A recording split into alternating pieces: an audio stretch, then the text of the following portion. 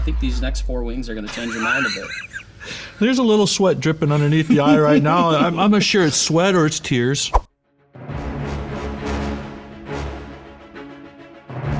Hey, what's going on, everybody? For Clean and Simple Marketing, I'm Zach Osendorf, and you're watching The Wash. It's a show where it all comes out, and today I'm joined by District Manager Bradley Brickzin of City Laundry. He started his career at City about a year ago, and in that short time, he has climbed the ranks from service supervisor to district manager. He also has over 30 plus years of customer service experience. Brad, welcome to the show. Glad to be here. What's the hottest thing that you think you've ever eaten? Boy, I don't know. It has to do something with wings, that's for sure. I can truly smell it. In fact, my board looks like it's almost bleeding over here. So, well, that sounds like you're ready to go, so we're gonna hop right in.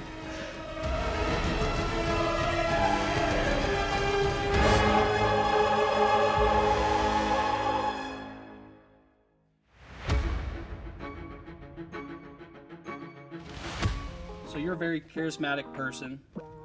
First off, we had a video we did with you earlier this year. in case you're wondering, today is gonna be a great day. We're gonna get the things done, gonna get the team rolling, we're rolling, and we're going to have a great freaking day. And it was a big hit throughout the industry and everything. So Brad, my question to you is today gonna be a good day? They're all good days, all right? In fact, they're not just good days, they're great days. And today will be a great day. Love to hear it. All right, Brad, you've talked to me about being a twin. What is it like being a twin? Oh, it's freaking awesome, just for the fact that, back in high school, you could get away with a lot of stuff, all right? And the other cool thing is, for my parents, they never had to worry about friends because I always had one, right? Right. So that made it easy. And you always had somebody to pick on. Yeah, that's kind of how, that's exactly how I feel with my family too. I have twin sisters who are 4 years younger than me, and I feel like, they're always teaming up on me and always, and like you said, they always have a friend. And for me, it's like, okay, well, I can give them as much shit as I want, but, those two are the same person essentially, and they team up against me in everything they do. So well, to this day we're still best friends too, so that's kind of a cool thing. So Yep. So Brad, you lived in Florida. What was your favorite activity to take part in after work, of course? golf. You live in Florida, you either play tennis or you play golf, you fish. Florida's actually pretty cool. There's a lot of things to do, but more so in the wintertime, because in the summertime when I got off work, usually it was raining. But if you could go out and play golf. What's your handicap? What kind of scores are we looking at? I'd probably shoot in the mid-80s. Okay, you're way better of a golfer than I am. But don't get me wrong, I've had those days where I've shot in the mid-hundreds too. So you want to chuck those clubs right into the water anytime you can get it. nah, because then you had to go get them. They're filled with snakes and gators. So yeah, no, we're not going in there. Okay, here's another question. Being in Florida, playing Florida golf, have you ever seen a gator? Let me rephrase that. Shooting a ball, have you ever had a gator come up? What's the closest a gator's ever been to you? Actually, we're teeing off on I can remember the actual in Golden Gate Estates. It was mating season for the gators, and we're actually teeing off and had one probably 15 feet walk across the tee box right in front of us. Big bull gator. What did it do? Just walk? Did it mind its own business? Yeah, it had one thing on its mind. Give you one eye? Yeah. What's up, boys? Wink at you a little bit. Throw one over here. Come close to the water. I love it. So Brad, you've been in a customer service role for 30 plus years. Did you have the same approach to helping people everywhere you went, or did it change over time? Same approach. You probably heard me say it a couple times. Nobody cares how much you know until they know how much you care. All right? As long as you take that approach with everybody, keep it fair, keep it honest, look for win-win solutions. I don't care what you're selling. I don't care what you're fixing. It could be working in $1 million homes or handing off a uniform. It's still the same. People want to be treated right. They want what they're paying for. At the end of the day, that's what you do. Again, you just take care of business and you be straight up with them. So we've entered the segment called Explain That Graham. We take a deep dive. I don't know if you have an Instagram, but I looked at your Facebook. So go ahead. You had mentioned, you enjoy playing, Florida golf. So just explain this photo. Who's in the photo with you? We're actually sitting at back behind my house in Florida, and he's wearing his Clemson shirt, and I'm sporting the Gators. Go Gators! Go Gators! Can we get a Gator Chon? Oh, when I get done eating this wing. So you've also mentioned to me that you're a big college football fan. Lived in Florida for 30 years. Moved back up to the Great White North with the Big Ten football. So kind of explain where your allegiance lies in the state of Iowa. I think I already know, but where does your allegiance lie there? And then explain kind of the difference between, the SEC football as opposed to like Big Ten football. Well, boy, this year it was under question.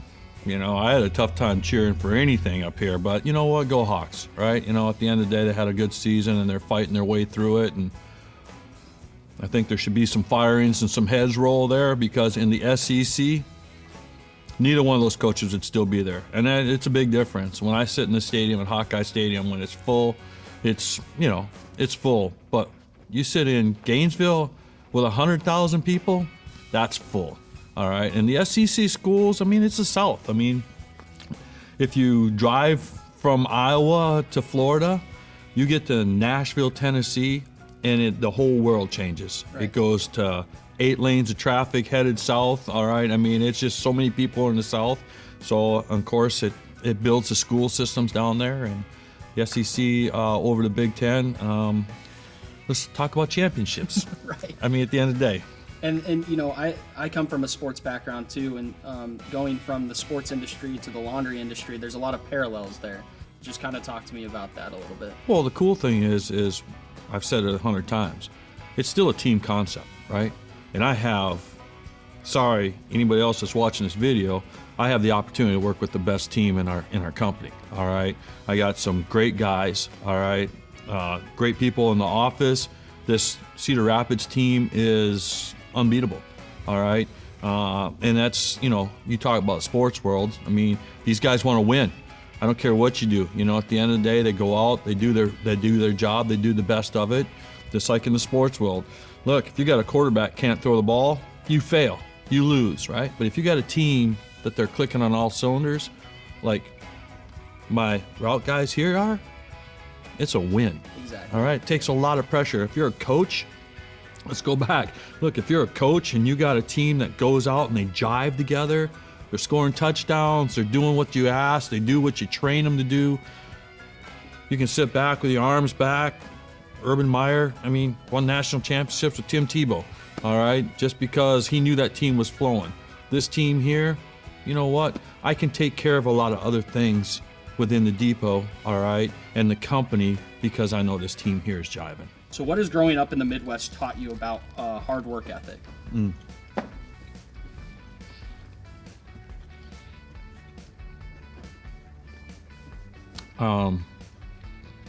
It is an entirely different concept. I lived in the South for 35 years. Again, if you're from the South, I apologize, but it's like everything you read in the history books. They're very slow, laid back. They don't have winter. Survival winter up here, all right? Survive your parents rolling you out of bed at 4 o'clock in the morning because you got to shovel your driveway out. Just an entirely different work ethic. Just look at the state of Iowa, all right? Look at the farmland. Look at the farm kids, right? You're just taught that way. And by the way, it's that way all the way across the Midwest. Being from Minnesota didn't make me any different. In fact, I've probably seen more snow than you guys in Iowa have ever seen, right? But at the end of the day, it is work ethic. And I can tell you without a shadow of a doubt, as a manager in Florida, I don't care if it was at the cable company or it was at Pulte Homes, which is where my career pretty much laid in Florida. If somebody came in and applied for a job north of the Mason-Dixon line, I didn't even need to even really speak to you. You got a job. Because there's that much difference in the work ethic in the Midwest. That's exactly how I experience it too. Moving out of Iowa, going to Boston, meeting all these people from around the country. My first question is normally like, where are you from? And then from there you can kind of make those connections. And then I moved out to Big Sky, Montana, and our whole greenskeeper, our whole crew, interns and all, were all from the Midwest. And, our first assistant was from Minnesota. Our second assistant was from Wisconsin. We had a bunch of people from like Iowa, Missouri, that whole Midwest thing. So like, there's something to be said about people that, have that hard work ethic, and, people across the country take notice of that. Yeah, people don't realize when you're rolled out of bed to shovel snow, key word, shovel snow, that might be this deep to get your parents out so they go to work. It teaches you a lot of things. It does. Yeah, I agree. All right. Well, I think these next 4 wings are going to change your mind a bit. There's a little sweat dripping underneath the eye right now. I'm not sure it's sweat or it's tears. I'm not going to say what wing made me shed a tear, but I think you can go ahead and guess which one might, involuntary make you cry. The one that's making the board bleed. Brad, you're a very upbeat person. Where did you get that from, and who made you who you are?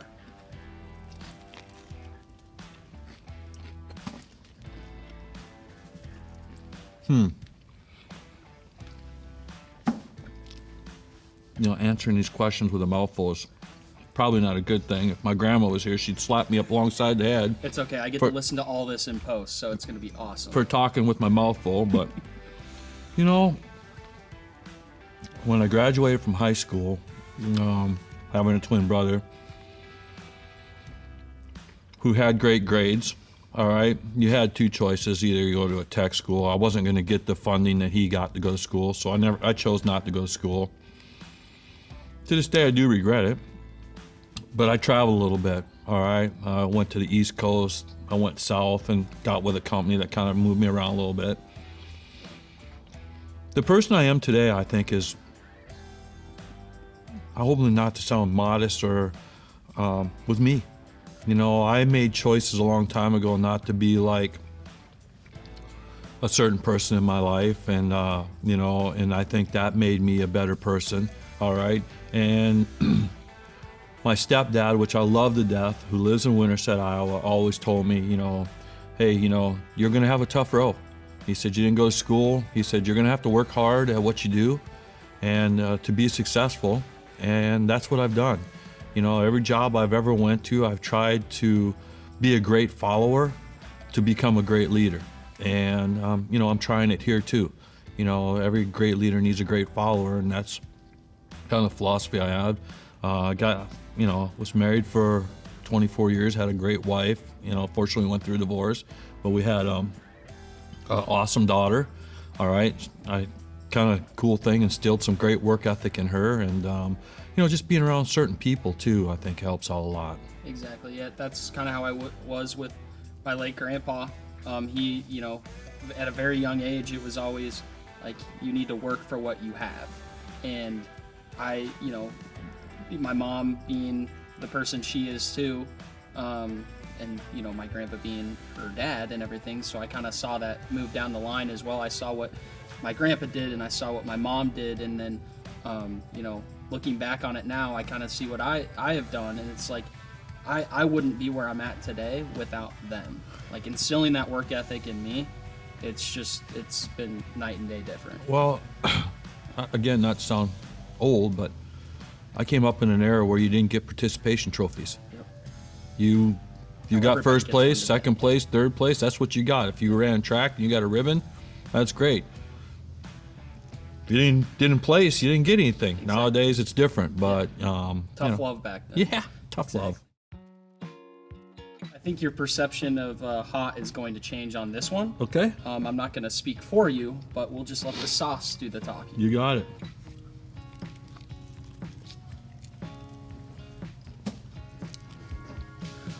All right, Brad. So, who are the 3 best supervisors you have worked for, and what have they taught you throughout your career?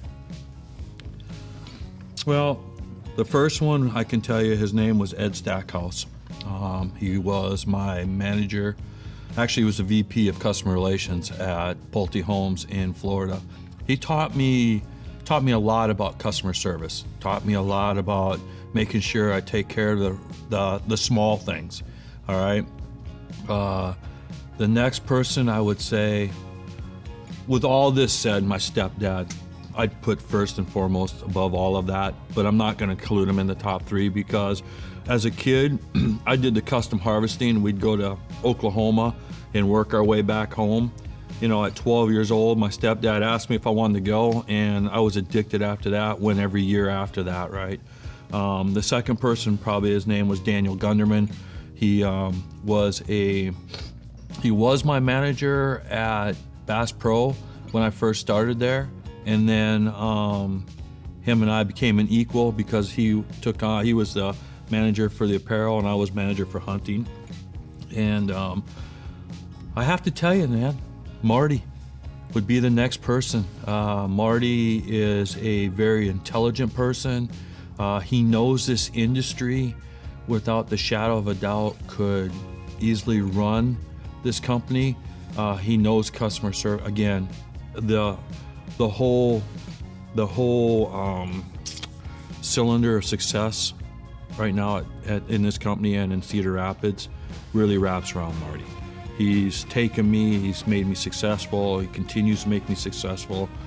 And again, with the team here, you know, he sees that in them as well. If there was a negative I had to say about Marty, he's a Stankies fan. That's about the only thing I can say about Marty. And I'm sorry, dude, but New York Yankees, you know, they choked again this year in the ALCS. oh yeah, that's Stankies. Okay, I can't go any further than that, you know, at the end of the day, but it is his team, so. It's the only knock on the guy. Yeah, it's the only knock on the guy. Definitely, definitely. Sounds good. All right, so we have two more. Okay. This next one's called Meanwhile in Iowa. Beautiful. It's a little redder than the other Yeah, ones we've yeah. You're starting to take a little bit of color. It's starting to come to fruition. By the way, the last one didn't have any taste. All right, Brad, so if you could live anywhere in the world, where would it be and why? Wow. You know what? God bless the USA. You know what? And, you know, I haven't really experienced snow again. I've been away from it for about 30 years. And I love the outdoors. All right. I have to say, man, I love Iowa. Yep. You know, being from Minnesota, being from the Midwest, because I love to hunt. This is a hunting mega. I mean, just yesterday, driving around Iowa City, I seen 2 deer walking down the streets. I mean, seriously, at the end of the day, it's got everything. You know, the east side of Iowa is gorgeous. Butts right up next to the river. Beautiful bluffs, all right. The west side of Iowa kind of goes flat, but leads you into some beautiful country as well. But I don't know, Iowa's pretty cool. Don't get me wrong, Florida was awesome. What's left of it right now is kind of damaging, but Florida was nice. Summer sucked, but if you could put two of them together, that's probably where I'd stay. How was that wing? Woo-hoo-hoo. I could see your eyes watering a little Yeah, they're starting to swell up a little bit. All right. So, Brad, we've entered the last wing. You know, I noticed you pick your wings up very carefully. Oh, yeah. I've learned from experience that you don't touch your face. And the least amount of sauce you get on your fingers, it doesn't really carry over to the next swing. Or Just so you know, the wet rag is the way to go. Keeps your lips dry. Did you wet your rag? Yes, I did. What a veteran move. All right, so this one's called Da Bomb. It looks pretty rough, but Brad, thank you for coming on. We'll cheers it here. I appreciate it. Thank you for the opportunity. Oh, yeah. As always. Anytime I can eat wings with Brad is a good day. Yeah, right back at you there, Zachary. Oh, boy.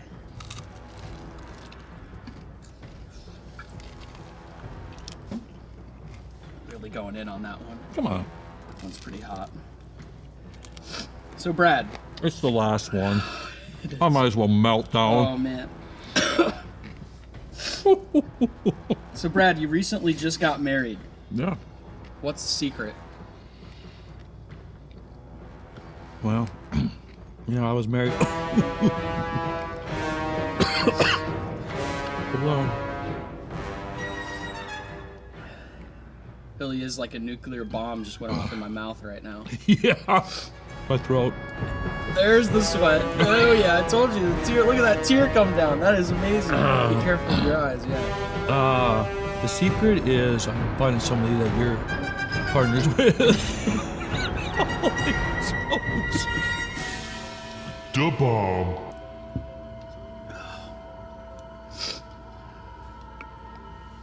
Yeah. Somebody you're compatible with. Yep. I actually met Jane online.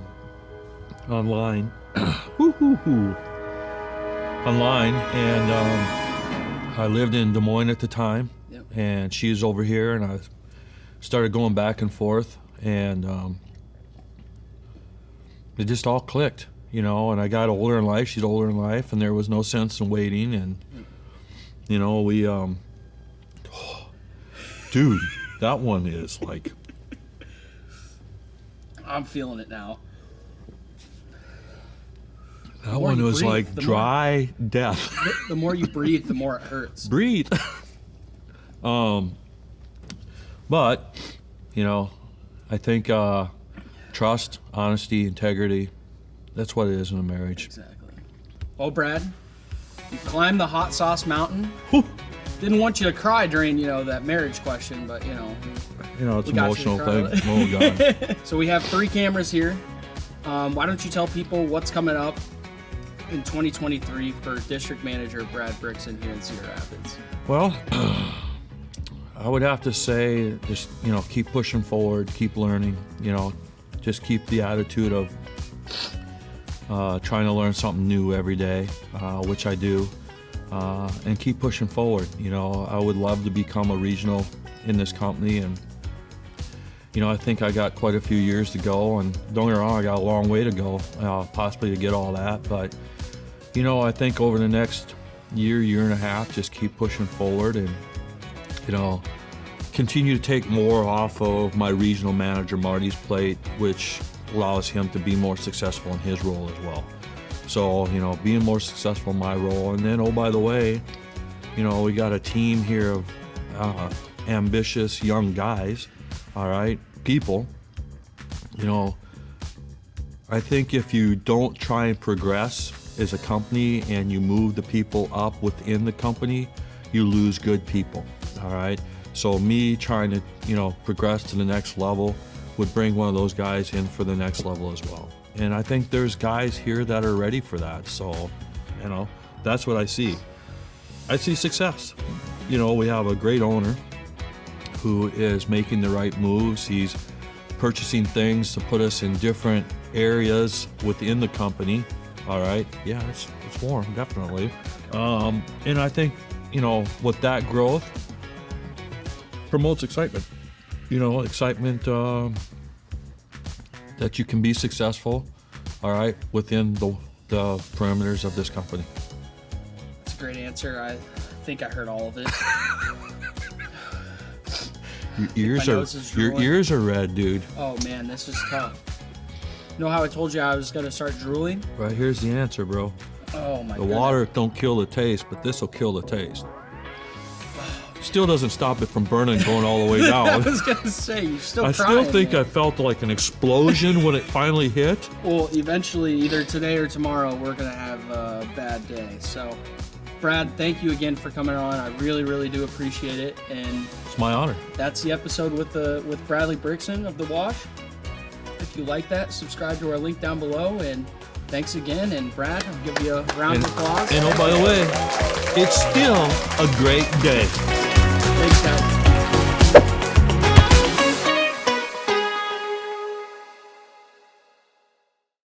We're rolling and we're going to have a great freaking day.